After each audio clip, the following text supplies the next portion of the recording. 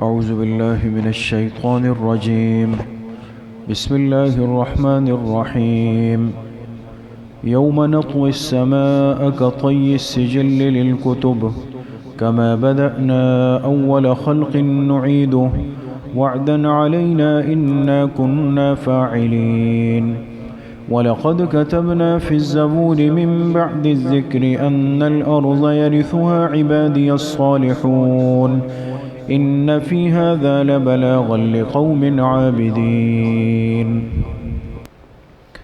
صدق اللہ العظیم.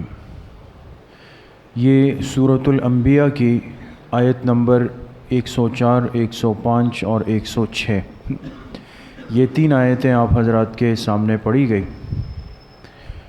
پچھلی آیات میں جیسے تذکرہ گزرا کہ قیامت جب قائم ہوگی تو اس کی صورت یہ ہوگی کہ 3 نفخے پیش آئیں گے، یعنی 3 مرتبہ اللہ کے حکم سے ایک فرشتہ سور پھونکے گا، اور پہلا جو سور پھونکا جائے گا اس کو نفخہ فزع کہتے ہیں. یعنی اس سور کی آواز سنتے ہی پوری مخلوقات اور پورے جاندار، پورے انسان سب پر ایک بے ہوشی طاری ہو جائے گی، کوئی اپنے ہوش و حواس میں نہیں رہے گا. یہ پہلا نفخہ ہوگا، اور اس نفخے کو نفخہ فزع عربی میں کہتے ہیں گھبراہٹ کو. یعنی ایک ایسی آواز ہوگی کہ گھبرا کر سب بے ہوش مدہوش ہو جائیں گے.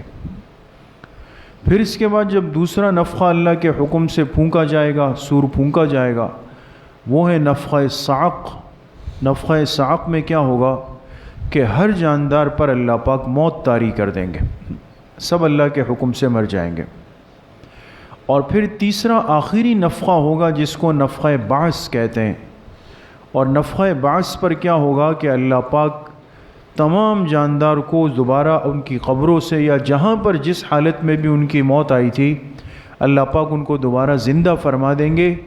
یہ تیسرا نفخہ یہ قیامت کے قائم ہونے کا ایک اعلان ہوگا.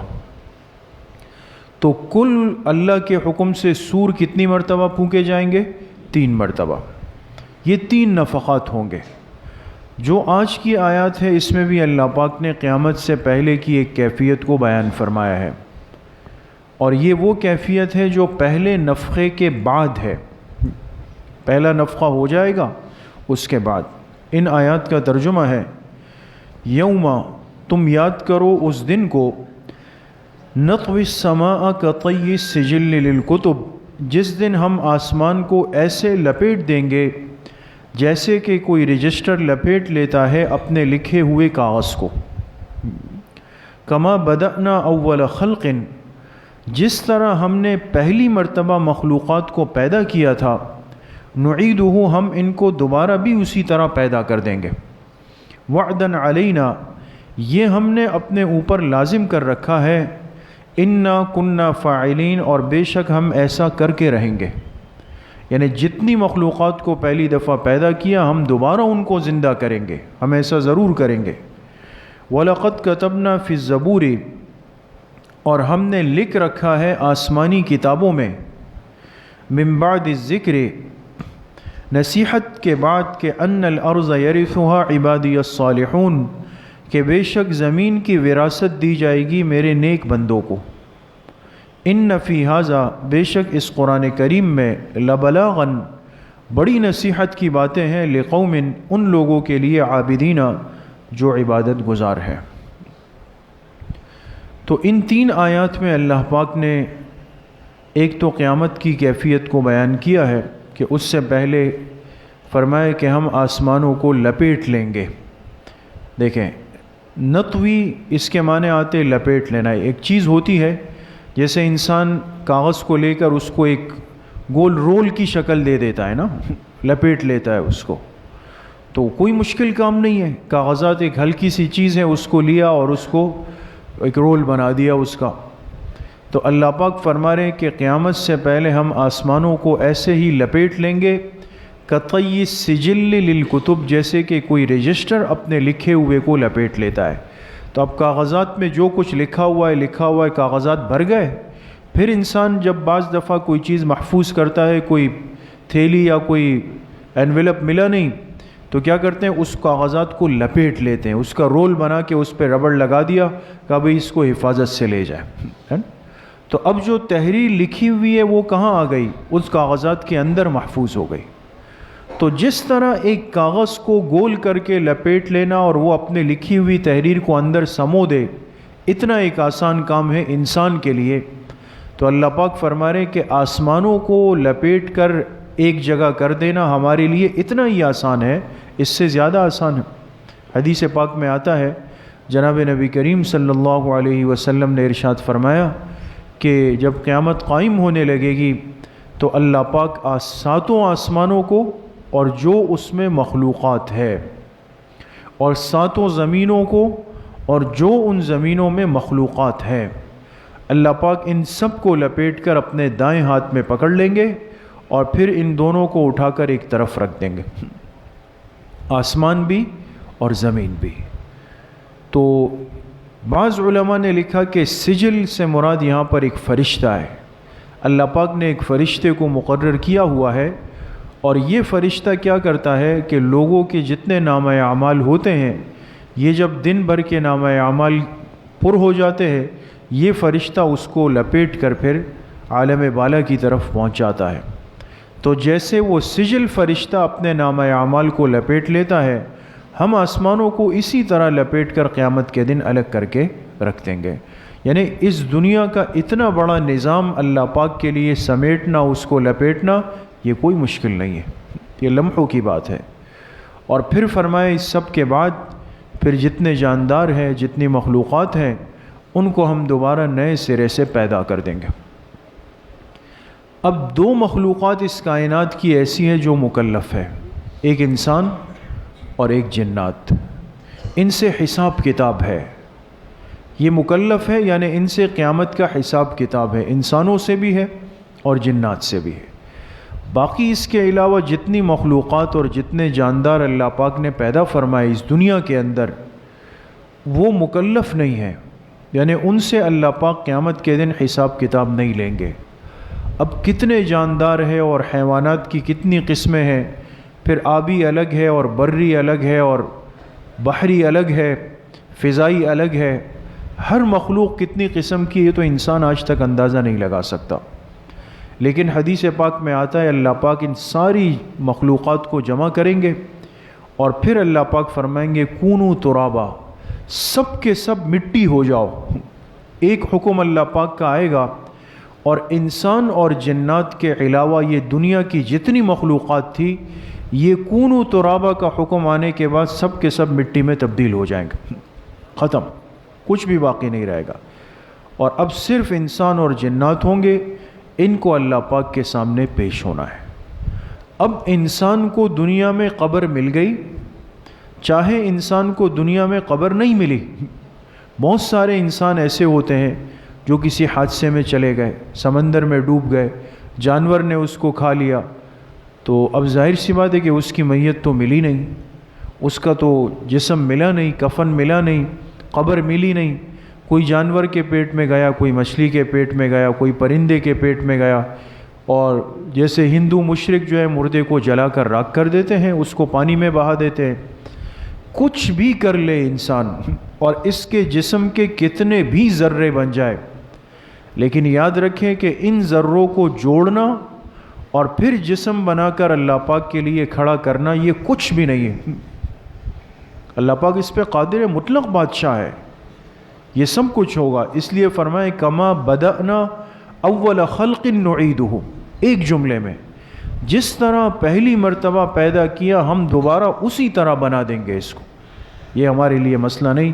انا کنا فاعلین، ہم ایسا ضرور کریں گے۔ یہ تو ہو گیا قیامت کا معاملہ۔ اب قیامت قائم ہو گئی، میدان محشر لگ گیا، اب آگے اصل زندگی ہے، اصل معاملہ تو وہ ہے کہ قیامت کے بعد اب انسان کا کیا بنے گا۔ تو فرمائے وَلَقَدْ كَتَبْنَا فِي الزَّبُورِ مِن بَعْدِ الذِّكْرِ أَنَّ الْأَرْضَ يَرِثُهَا عِبَادِيَ الصَّالِحُونَ، ہم نے تمام آسمانی کتابوں میں یہ بات لکھی ہوئی ہے کہ ہماری زمین کا وارث، دیکھیں ان الارض، ارض کہتے ہیں زمین کو، اب زمین، ایک زمین دنیا کی ہے اور ایک زمین جنت کی ہے، ایک اس دنیا کی زمین ہے اور ایک جنت کی زمین ہے۔ یہاں مفسرین نے لکھا ہے کہ راجح قول یہ ہے کہ اس کا مصداق جنت کی زمین ہے۔ آپ اگر اس لفظ کو سمجھیں گے تو آیت سمجھ میں آ جائے گی۔ تو ارض سے مراد دنیا کی زمین نہیں بلکہ کون سی زمین ہے؟ جنت کی زمین ہے، جنت کی زمین ہے۔ اب اللہ اپنا ضابطہ بیان فرما رہے ہیں کہ ہم نے تمام آسمانی کتابوں میں یہ بات لکھ دی ہے، طے کر دی ہے کہ ہم جنت کی زمین کا وارث کس کو بنائیں گے، جنت کس کے حصے میں آئے گی؟ فرمایا یرثھا عبادی الصالحون، جو میرے نیک صالح عبادت گزار بندے ہیں، جنت ان کو میراث کے اندر ملے گی، یہ ان کے میراث کے اندر آئے گی۔ تو بات صاف ہو گئی۔ دنیا میں انسان کو میراث میں بہت ساری چیزیں ملتی ہیں نا۔ میراث کس کی ہوتی ہے؟ بڑے کا انتقال ہو جائے، جو بچنے والی چیز ہے وہ اس کے ورثہ کو ملتی ہے۔ لیکن دنیا کی زمین کا ضابطہ یہ ہے کہ وارث کچھ بھی کر لے، وہ نیک ہو، فرما بردار ہو یا فاسق و فاجر ہو، اس کو اپنے مورث کا ورثہ ضرور ملے گا۔ لہٰذا دنیا کی میراث میں یہ ضابطہ نہیں ہے کہ ایک انسان یہ کہے کہ بھئی چونکہ فلاں بیٹا جو ہے وہ نمازی تھا اس کو تو دیا جائے، اور دوسرا چونکہ بے نمازی ہے لہٰذا اس کو میراث نہیں دی جائے۔ ایسا بالکل بھی نہیں۔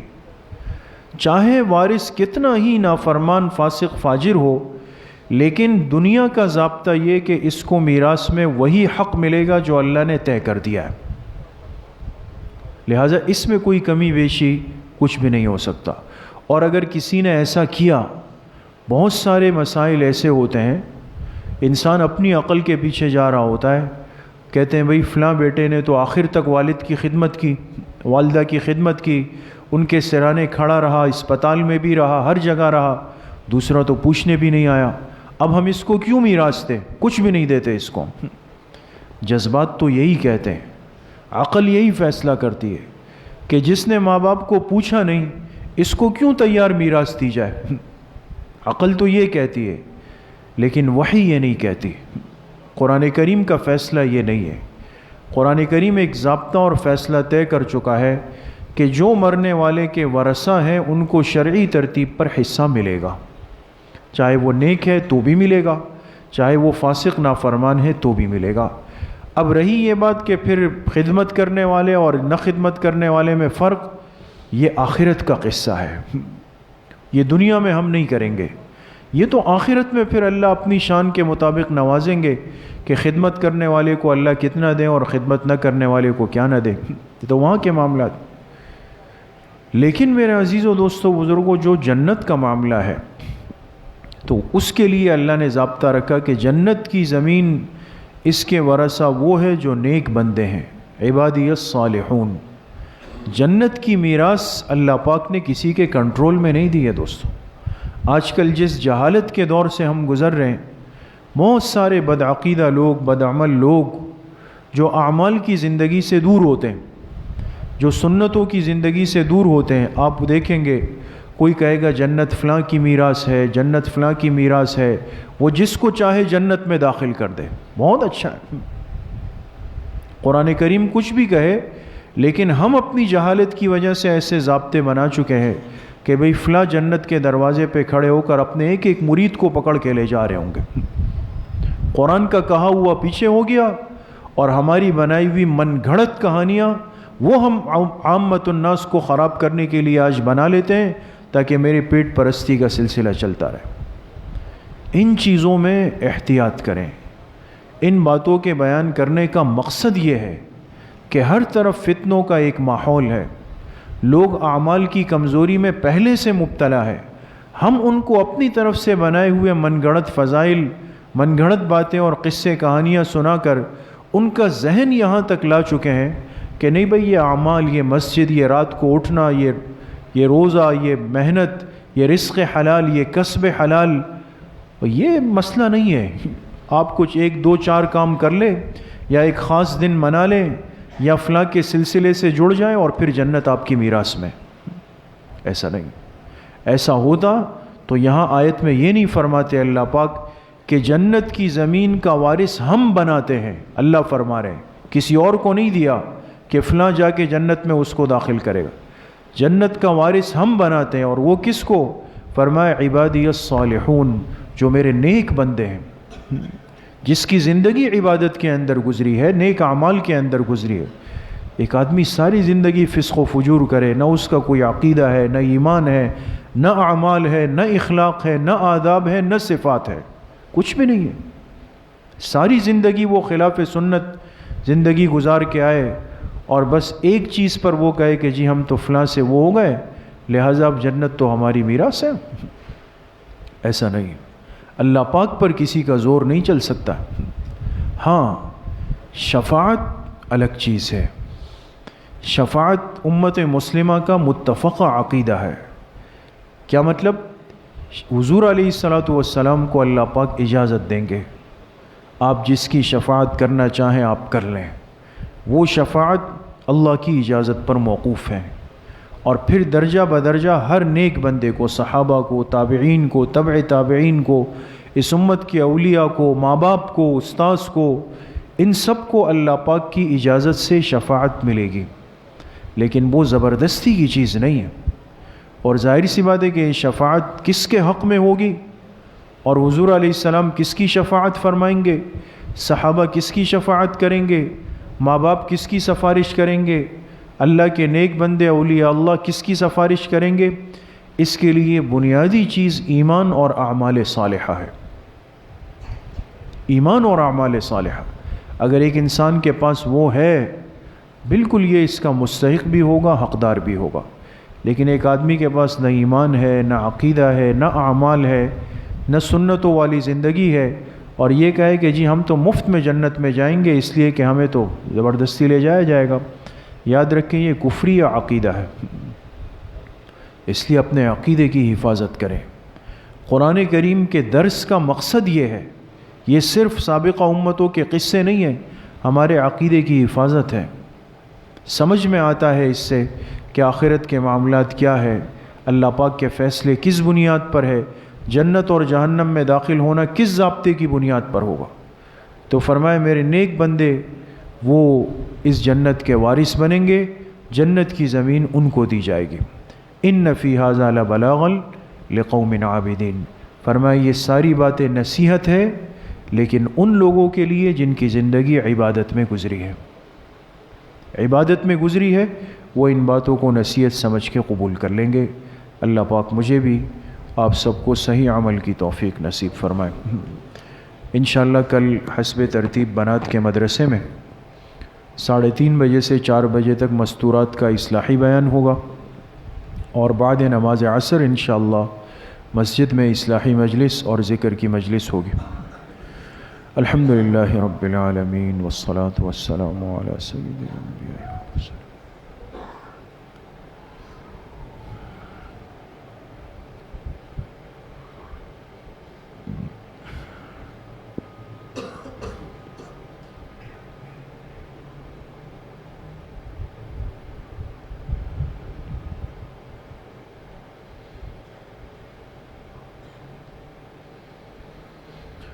وصلی اللہ وسلم علی نبینا محمد وآلہ واصحابہ اجمعین برحمتک یا ارحم الراحمین.